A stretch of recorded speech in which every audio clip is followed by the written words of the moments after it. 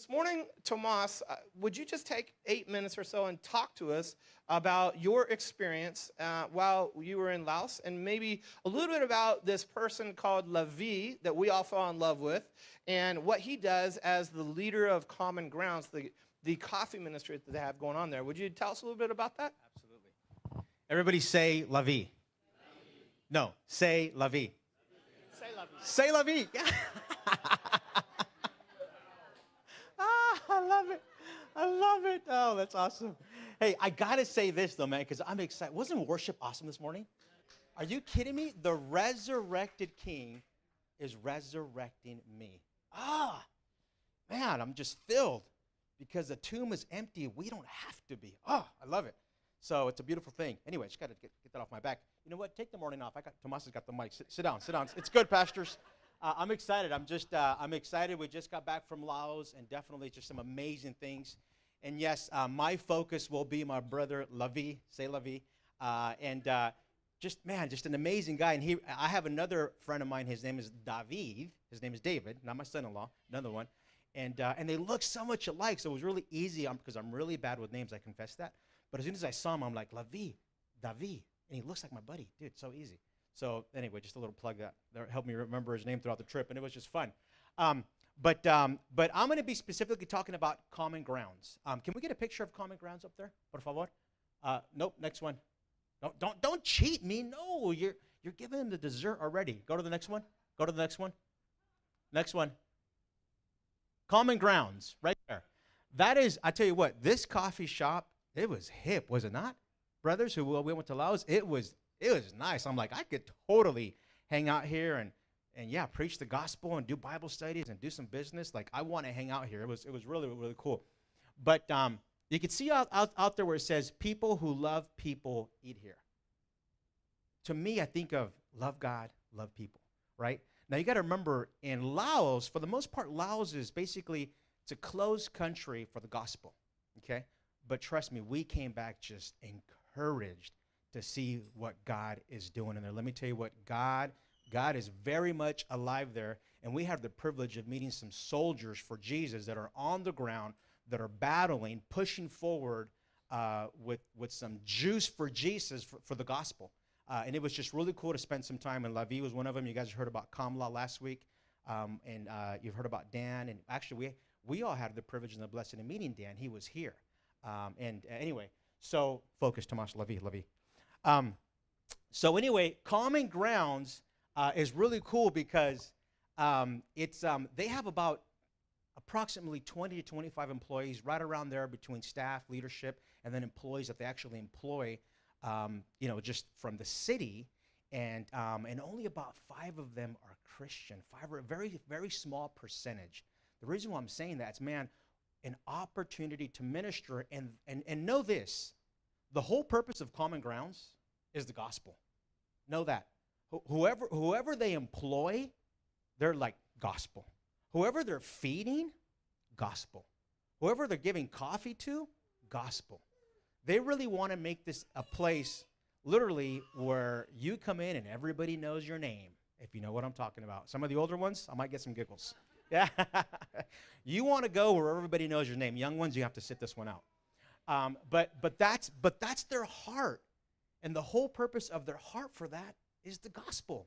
It is so cool. And this is just one of the very few ministries. The whole ministry is interwoven. Again, this is Common Grounds.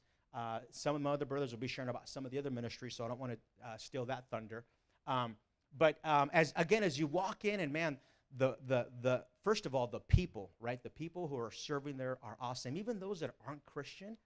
Because let me tell you what's happening.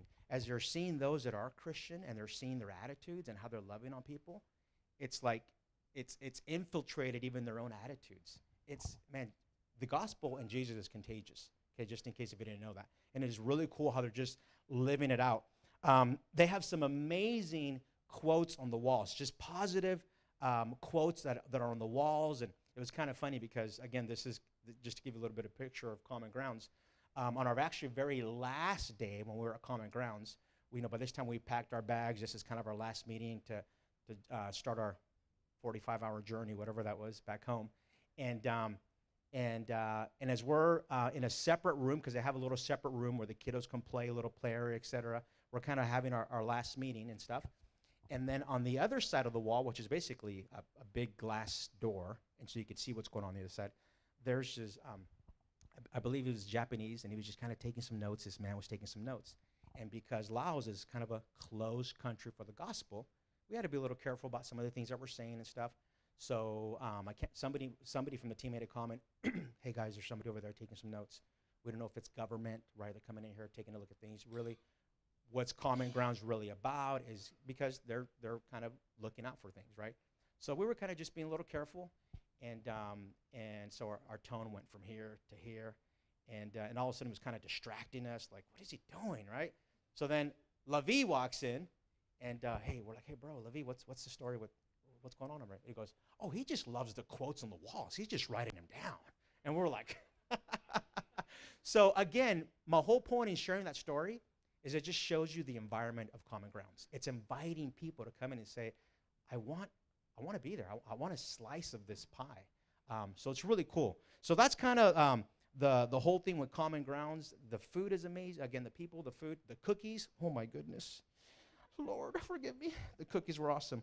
And then ultimately, Common Grounds, this coffee shop, is like their headquarters for the whole ministry. So upstairs, man, there's a ton of prayer going on. There's a ton of planning going on for the entire ministry. There's missionaries that are meeting there.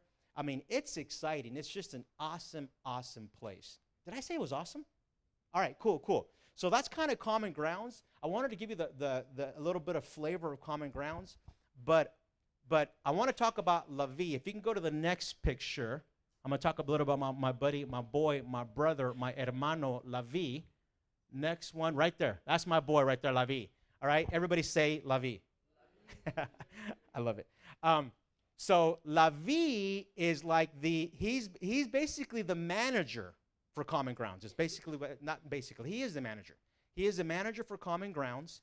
He's the one that runs Common Grounds along with staff underneath him, etc. And his heart is awesome. You know what? As I think about, I get emotional over this. As I think about Lavi and Kamla, who you heard about, and Dan, let me tell you one word that defines them: humility. I'm telling you, Kurt made this comment, and I'm not going to disagree with him. He said, you know what, as I think about Dan, he said, man, he is one of the men that I've met that I would describe as being the most humble. I will not disagree nor rebuke him for that statement. And the beautiful thing about that, and Lavi is one of the beautiful victims, I'll say in a nice way, that have fallen to Dan, because Dan has modeled humility, and that's exactly what brought Lavi to stay at Common Grounds. Lavi was working 3 jobs at one point. And when it wasn't 3 jobs, 5 hours a week, he was pushing about 60, 70, 80 hours a week just to make ends meet. Just so you know, the minimum wage out there is about $110 a month. A month, okay? So to make ends meet, it is not easy. So my young brother here, who has a baby and he's married, he's working about 3 different jobs, and he's like, I was losing it. It was very, very difficult. I had no time besides to work, and that was it, maybe a little bit of sleep. But then as he continued to be at Common Grounds, this is really before he was a Christian, he continued to see Dan model a manager who runs this organization, who's at the very top. No one else gives him orders, yet Dan modeled humility all the way down. And Lavi's like, I don't get it. You're the big boss. You're the big boy. Why are you wiping all of these things? Like, I wouldn't be doing that. And then he got it. He's like, oh, Jesus. And because of that, eventually he ended up leaving his other jobs, and he said, you know what? I want to be full-time at Common Grounds. Mainly, those are his words, not mine. And it's just to show you the humility and how Jesus is alive and how Jesus is infiltrating those hearts through leadership. These are the people that we want to partner with. These are the people that we are partnering with. Super, super exciting. One of the things, I can keep going about my brother, but one of the things There's Kamla behind him to his left. The guy right behind him, I have no idea who that is. I think somebody, oh my goodness, we were photobombed. Yeah. And the guy to the right, no idea. Looks like a white guy to me, two of them. Anyway, so I told you government was following us around right there. Where's Waldo? So anyway, next picture, please. All right, so I think my brother Lay shared last week about some feet washing, and I'll tell you what, this was probably the climax of our relationship as men. As we connected with Dan, and we connected with Kamal, and we connected with Levi. You need to understand this also too. Culturally, anyone clearly who's older is pretty much above you, especially as men. When we told them we wanted to wash their feet, Levi's and Kamal's reaction was like, "No, you can't do that. You're above us. You can't do that." Does that remind you of a story in the Bible? Not awesome. We got to experience that. We're like, bro, if I don't wash your feet, we're not boys anymore. All right? And so it was really cool as we were able to just talk about that and explain that. But I tell you what, as we washed our brother's feet, man, it was such a powerful moment. It was such an emotional moment. And I don't know if you've ever done this. I've had the blessing of washing several feet in my life, not just my wife's for fun, but several. And no, it's my bride. Are you kidding me? Not TMI. But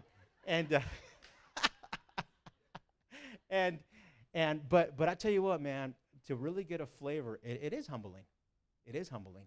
But to really get a flavor, those have been some of my most emotional times. It really has been. Because all I think about, I'm not thinking about dirty toes. Nope. I am thinking about Jesus. And I'm saying that to hopefully be able to encourage you and challenge you for that. And it is very, very exciting. So that moment right there was very real. It was very loving. It was from our hearts. And it really, man, it just brought, we were already synced. But that brought a new love between us that afterwards, it was almost kind of like this just beautiful, not awkward, but it was a beautiful kind of moment of silence. Like, what just happened? We knew what happened, right? But we were just kind of allowing just the Holy Spirit to just work on all of our hearts. And it was just a beautiful, beautiful time. And so that's my brother Levi. Dan is sitting to the other side. Look at Kamala. Kamala's still trying to figure out what's going on. What's going on? And so anyway, I really hope that our trip, I'm telling you, it was amazing. And know this is the ministry that I don't believe I'm saying this too early, that we are choosing to partner with. These are some amazing brothers who love the Lord, and I'm excited to see God moving. I'm excited to embrace these warriors, these soldiers for Christ who are boots on the ground in Laos, who have said yes to Jesus, and they are outnumbered, right? In the sense of how many Christians the ratios, but through Christ all things are possible, right? So know that as a church here at Encounter, we are excited to call our brothers across the ocean who we love dearly, hermanos, brothers, and as leadership, we're praying about, okay, what's the next step? What is our relationship going to be looking like? So we're excited about that, and how awesome for at one point you guys also get to taste, right? Maybe next year, the following year, whatever is decided, to taste that the Lord is good in Laos as well. So I'm excited. I hope you can tell I'm excited. All right? Love you guys.